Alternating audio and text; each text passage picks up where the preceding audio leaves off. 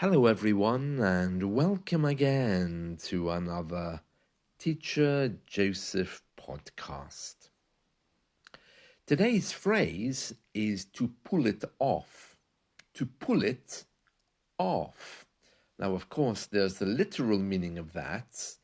You can pull something off that you're wearing, like a jumper, for example. I pulled my jumper off because the room was too hot. You could also say, I took my jumper off. But when you're taking off clothes, you often pull. So I pulled off my jumper is a good example. But to pull it off also has a metaphorical meaning. And this one is very interesting. It means to accomplish or achieve something difficult or unexpected. It often means that there was skepticism or doubt whether a task could be finished, and eventually somebody pulled it off. Somebody was successful. Somebody managed to do it. I'll give you some examples so you know how to use it. For example, John wanted to learn English. He didn't believe he could, but he did actually pull it off. Everyone doubted that Sharon would win the tennis tournament, but she pulled it off. He had never cooked for so many people, but he pulled it off, and the dinner party was a success. Now, we use this a lot, especially in these days when there's a lot of uncertainty. You know, in the old days, for example, if you think of our leader, Winston Churchill, we will fight on the beaches. These days, we're not quite so certain of ourselves, so there's a lot of discussion as to whether things will actually succeed. Okay, so there's a lot of discussion in the office. Will we be able to pull it off? Will we be able to pull the project off? The project, will it be pulled off on time? Let's do a few more examples just to make it clear. The magician's final trick was a bit complicated, but he managed to pull it off without any problems. Jane had 2 weeks left to write her university thesis, a very difficult task, but she pulled it off. The startup company had ambitious goals for its first year. It was a fantastic achievement to pull off.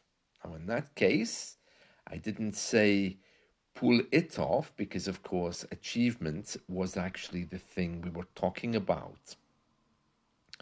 With a very limited time, the theatre group wasn't sure about the performance, but they pulled it off beautifully. The small film studio aimed to produce a blockbuster hit, and surprisingly, they pulled it off. They need a miracle to finish the marathon, but against all odds, they pulled it off. Is that something we could pull off? Yeah, so you can hear there that there's many ways you can use this. I've never heard this in the past tense. It was pulled off, but I can certainly say that we use it a lot in discussing the future. I'd really like to pull that off. It would be great if we could pull it off. And in the present, pulling that off would be amazing. So pulling it off or pulling that off to highlight the noun is the phrase of today. To pull it off. And it's very, very common. Whenever you're talking about any future task, rather than say, will I be successful? Will I be able to pull it off? is a much nicer way. It's also more informal and incredibly British. Could we pull it off? Now, I don't know where this comes from. I did have a quick look around the internet, and nobody seems to know, except that the verb, of course, to pull is talking about strength and doing something in a strong kind of way. So that, of course, would have been very British in the 19th century when people were moving around and doing things across our British Empire. But we don't know where this phrase actually originates.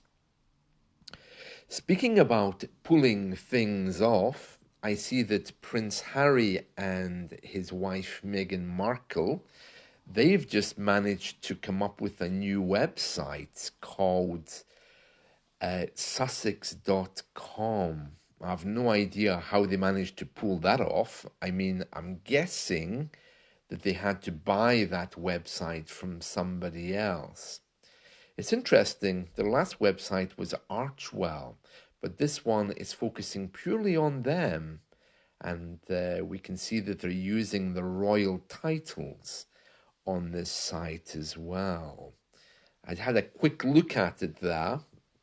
It doesn't really say much. It just says about what they're doing or what they have done fairly recently. So it's nice. It's nice. But about the domain name, goodness knows how they're able to pull that off. I mean, domain names are always very difficult to get, aren't they? And there's a lot of money in the sale of domain names as well. I'm pretty sure that Sussex, the area in the UK, we have a county called Sussex. I'm sure that would have been owned by somebody.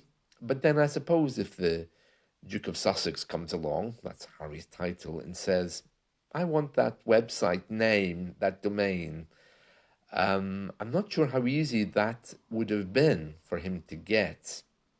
But anyway, he pulled it off.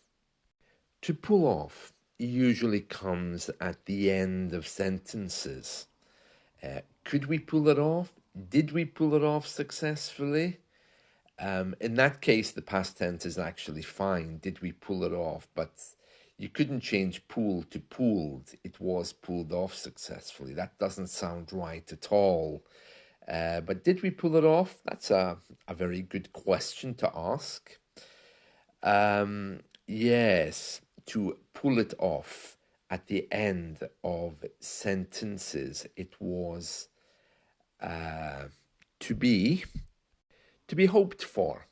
We had hoped to pull it off. We had hoped to pull it off. I hope my interview goes well. I really hope that I will be able to pull it off. It was the interview which was a problem. She wasn't really able to pull it off.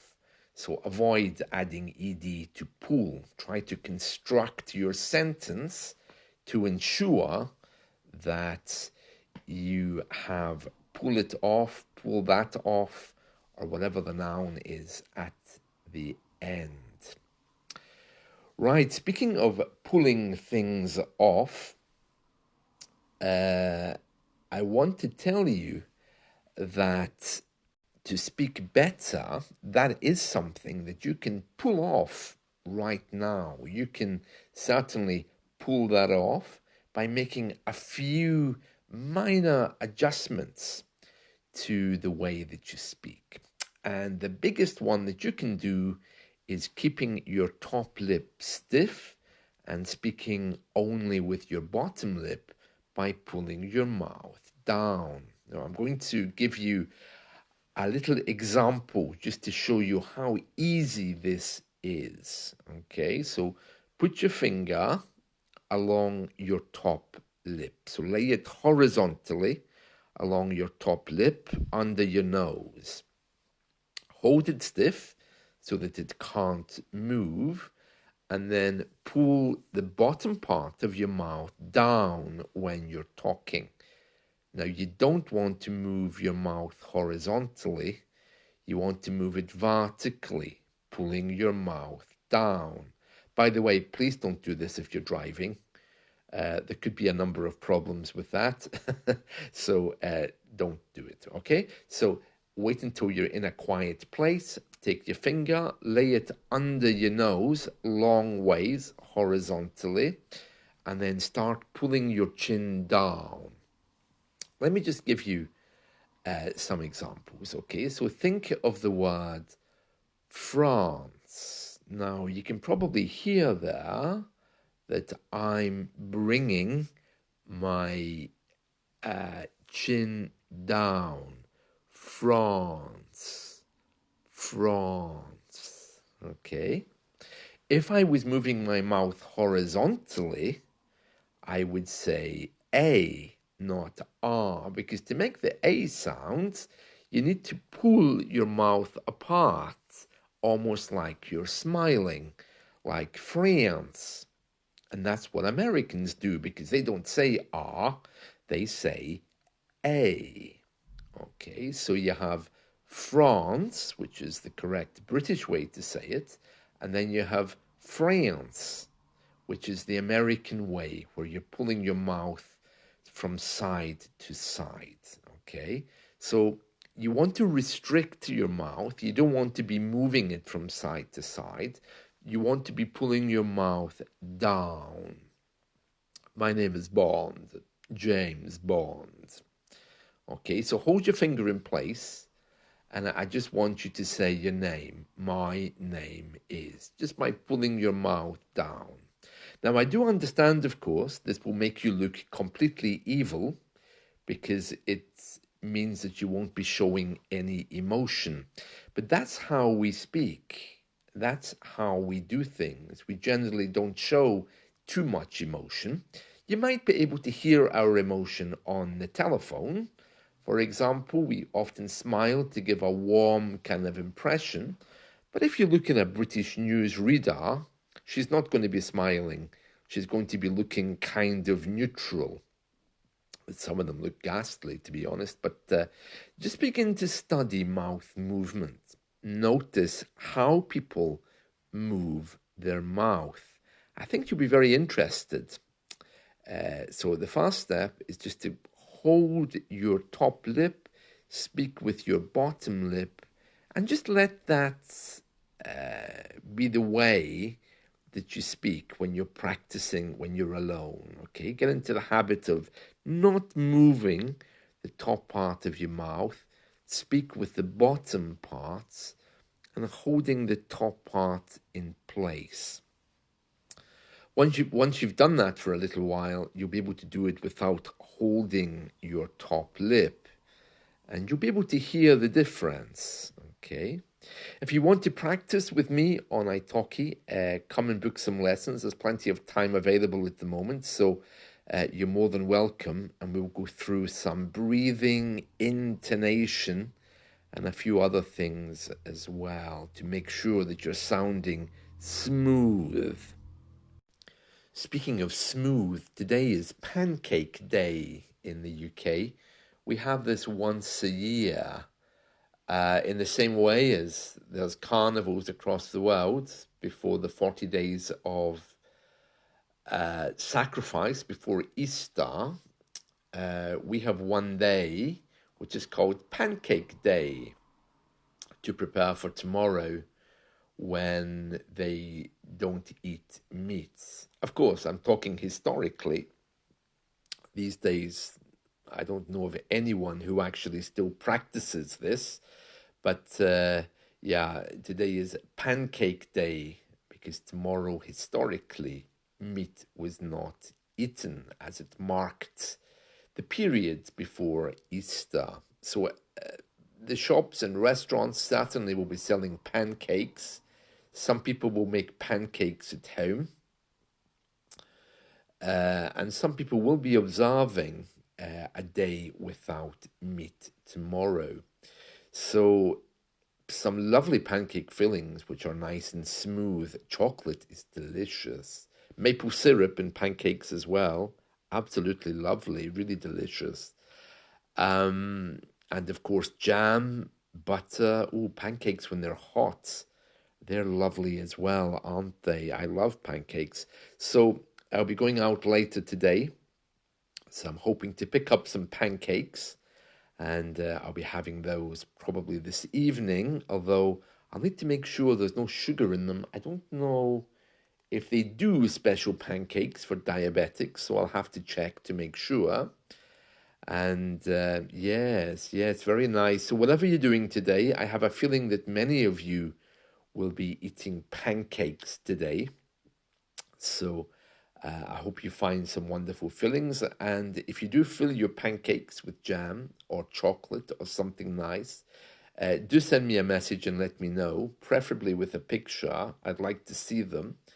And also, if you have any pancake recipes without sugar, let me know. I'd love to see those as well. So, pancakes, that's the name of the game in the UK today. Name of the game is an idiom you and I have discussed before, so I won't go into the meaning. Enjoy your day, and I'll be back with you soon. See you. Bye.